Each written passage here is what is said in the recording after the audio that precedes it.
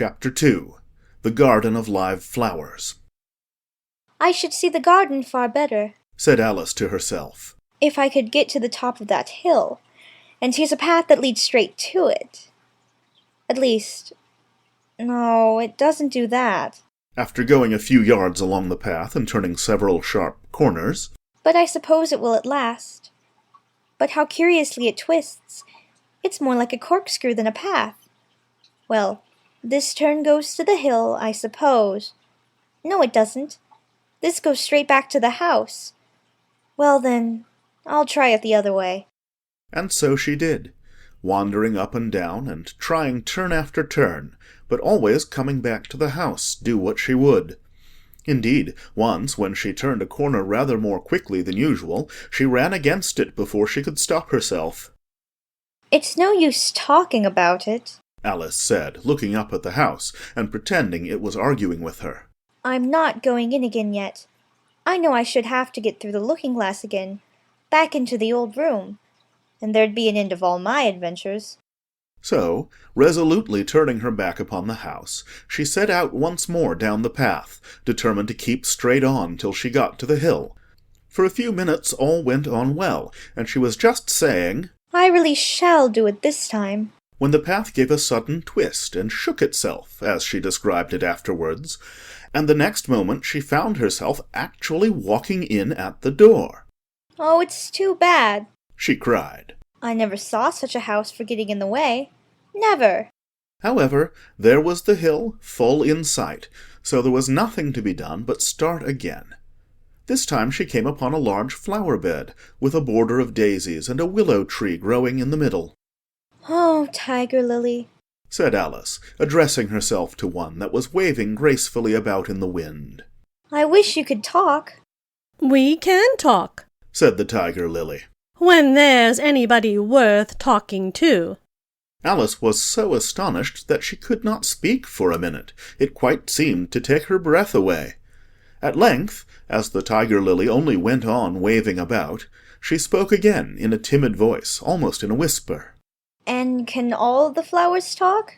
"As well as you can," said the tiger-lily, "and a great deal louder." "It isn't manners for us to begin, you know," said the rose. "and I really was wondering when you'd speak. Said I to myself, her face has got some sense in it, though it's not a clever one. Still, you're the right color, and that goes a long way." "I don't care about the color," the tiger-lily remarked. "If only her petals curled up a little more, she'd be all right." Alice didn't like being criticized, so she began asking questions. "Aren't you sometimes frightened at being planted out here, with nobody to take care of you?" "There's the tree in the middle," said the rose. "What else is it good for?" "But what could it do, if any danger came?" Alice asked. "It says bow wow," cried a daisy. "That's why its branches are called boughs." "Didn't you know that?" cried another daisy, and here they all began shouting together, till the air seemed quite full of little shrill voices. "Silence, every one of you!" cried the tiger-lily, waving itself passionately from side to side, and trembling with excitement. "They know I can't get at them," it panted, bending its quivering head towards Alice. "or they wouldn't dare to do it." "Never mind," Alice said in a soothing tone, and, stooping down to the daisies, who were just beginning again, she whispered, "If you don't hold your tongues, I'll pick you." There was silence in a moment, and several of the pink daisies turned white. "That's right," said the tiger-lily. "The daisies are worst of all.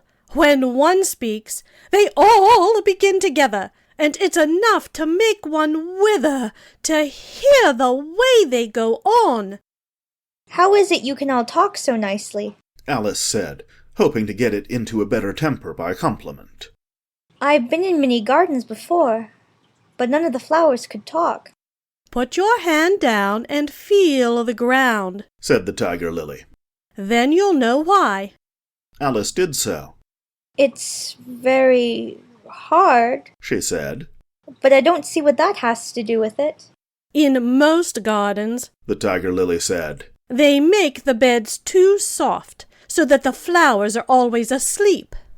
This sounded a very good reason, and Alice was quite pleased to know it. I never thought of that before, she said. It's my opinion that you never think at all, the Rose said in a rather severe tone.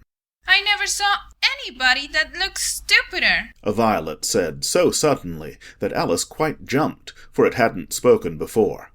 Hold your tongue, cried the Tiger Lily. As if you ever saw anybody. You keep your head under the leaves and snore away there, till you know no more what's going on in the world than if you were a bud. Are there any more people in the garden, besides me? Alice said, not choosing to notice the Rose's last remark. There's one other flower in the garden that can move about like you, said the Rose. I wonder how you do it. You're always wondering, said the Tiger Lily. But she's more bushy than you are. Is she like me? Alice asked eagerly, for the thought crossed her mind. There's another little girl in the garden, somewhere. Well, she has the same awkward shape as you, the Rose said. But she's redder, and her petals are shorter, I think. Her petals are done up close, almost like a dahlia, the Tiger Lily interrupted. Not tumbled about, anyhow, like yours. But that's not your fault, the Rose added kindly. You're beginning to fade, you know, and then one can't help one's petals getting a little untidy. Alice didn't like this idea at all, so to change the subject she asked, Does she ever come out here? I dare say you'll see her soon, said the Rose. She's one of the thorny kind. Where does she wear the thorns? Alice asked with some curiosity. Why, all round her head, of course, the Rose replied. I was wondering you hadn't got some too. I thought it was the regular rule. She's coming, cried the Larkspur. I hear her footstep. Thump, thump, thump, along the gravel walk. Alice looked round eagerly, and found that it was the Red Queen. She's grown a good deal, was her first remark. She had indeed. When Alice first found her in the ashes, she had been only 3 inches high, and here she was, half a head taller than Alice herself. It's the fresh air that does it, said the Rose. Wonderfully fine air it is out here. I think I'll go and meet her, said Alice, for though the flowers were interesting enough, she felt that it would be far grander to have a talk with a real queen. You can't possibly do that, said the Rose. I should advise you to walk the other way. This sounded nonsense to Alice, so she said nothing, but set off at once towards the Red Queen. To her surprise, she lost sight of her in a moment, and found herself walking in at the front door again. A little provoked, she drew back, and after looking everywhere for the Queen, whom she spied out at last a long way off, she thought she would try the plan this time of walking in the opposite direction. It succeeded beautifully. She had not been walking a minute before she found herself face to face with the Red Queen, and full in sight of the hill she had been so long aiming at. "Where do you come from?" said the Red Queen. "And where are you going? Look up, speak nicely, and don't twiddle your fingers all the time." Alice attended to all these directions, and explained, as well as she could, that she had lost her way. "I don't know what you mean by your way," said the Queen. "All the ways about here belong to me. But why did you come out here at all?" she added in a kinder tone. "Curtsy while you're thinking what to say. It saves time." Alice wondered a little at this, but she was too much in awe of the Queen to disbelieve it. I'll try it when I go home, she thought to herself. the next time I'm a little late for dinner. "It's time for you to answer now," the Queen said, looking at her watch. "Open your mouth a little wider when you speak, and always say, 'Your Majesty.'" I only wanted to see what the garden was like, Your Majesty. "That's right," said the Queen, patting her on the head, which Alice didn't like at all. "though when you say garden, I've seen gardens compared with which this would be a wilderness." Alice didn't dare to argue the point, but went on. and I thought I'd try and find my way to the top of that hill. When you say hill, the Queen interrupted. I could show you hills in comparison with which you'd call that a valley. No, I shouldn't, said Alice, surprised into contradicting her at last. A hill can't be a valley, you know. That would be nonsense. The Red Queen shook her head. You may call it nonsense if you like, she said. But I've heard nonsense compared with which that would be as sensible as a dictionary. Alice curtsied again, as she was afraid from the Queen's tone that she was a little offended, and they walked on in silence till they got to the top of the little hill. For some minutes Alice stood without speaking, looking out in all directions over the country, and a most curious country it was. There were a number of tiny little brooks running straight across it from side to side, and the ground between was divided up into squares by a number of little green hedges that reached from brook to brook. I declare it's marked out just like a large chessboard, Alice said at last. There ought to be some men moving about somewhere. And so there are, she added, in a tone of delight, and her heart began to beat quick with excitement as she went on. It's a great huge game of chess that's being played, all over the world. If this is the world at all, you know. Oh, what fun it is! How I wish I was one of them! I wouldn't mind being a pawn, if only I might join. Though of course I should like to be a queen, best. She glanced rather shyly at the real Queen as she said this, but her companion only smiled pleasantly and said, That's easily managed. You can be the White Queen's pawn, if you like, as Lily's too young to play, and you're in the second square to begin with. When you get to the 8th square, you'll be a queen. Just at this moment, somehow or other, they began to run. Alice never could quite make out, in thinking it over afterwards, how it was that they began.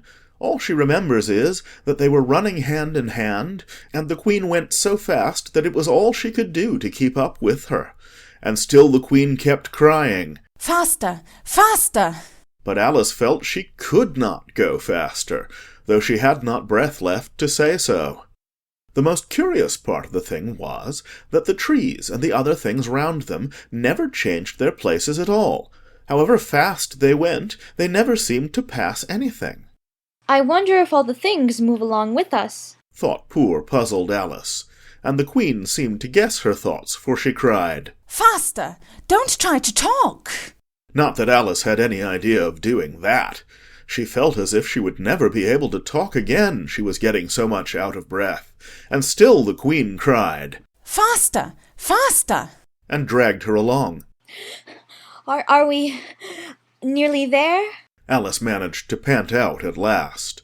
Nearly there, the Queen repeated. Why, we passed it 10 minutes ago. Faster! And they ran on for a time in silence, with the wind whistling in Alice's ears, and almost blowing her hair off her head, she fancied.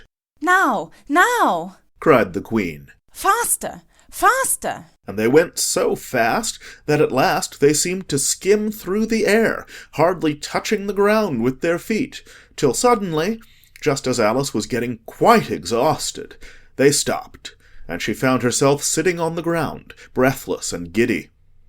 The Queen propped her up against a tree and said kindly, You may rest a little now. Alice looked round her in great surprise. Why, I do believe we've been under this tree the whole time. Everything's just as it was. Of course it is, said the Queen. What would you have it? Well, in our country, said Alice, still panting a little. You generally get to somewhere else, if you ran very fast for a long time, as we've been doing. A slow sort of country, said the Queen.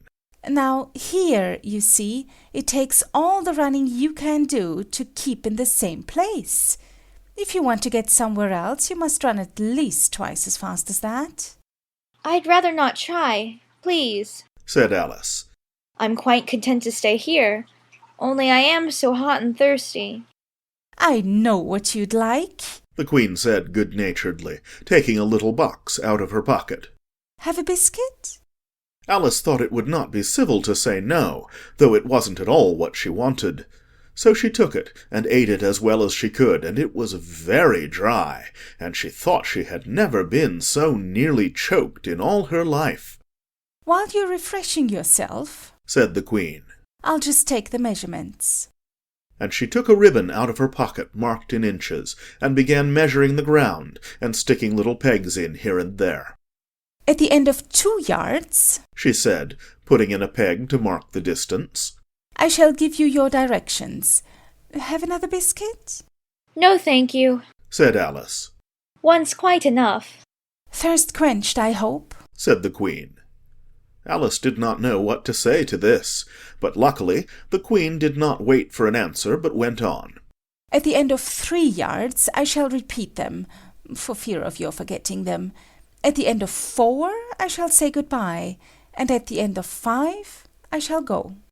She had got all the pegs put in by this time, and Alice looked on with great interest as she returned to the tree, and then began slowly walking down the row. At the 2-yard peg she faced round and said, A pawn goes 2 squares in its first move, you know. So you'll go very quickly through the 3rd square, by railway, I should think, and you'll find yourself in the 4th square in no time. Well, that square belongs to Tweedledum and Tweedledee.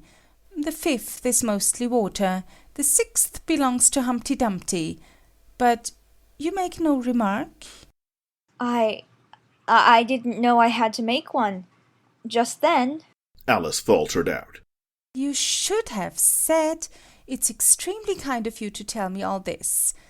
However, we'll suppose it said. The 7th square is all forest. However, one of the knights will show you the way, and in the 8th square we shall be queens together, and it's all feasting and fun. Alice got up and curtsied, and sat down again. At the next peg the Queen turned again, and this time she said, Speak in French when you can't think of the English for a thing. Turn out your toes as you walk, and remember who you are. She did not wait for Alice to curtsy this time, but walked on quickly to the next peg, where she turned for a moment to say, Goodbye, and then hurried on to the last. How it happened Alice never knew, but exactly as she came to the last peg, she was gone. Whether she vanished into the air, or whether she ran quickly into the wood. And she can run very fast, thought Alice. There was no way of guessing, but she was gone, and Alice began to remember that she was a pawn, and that it would soon be time for her to move. End of chapter 2.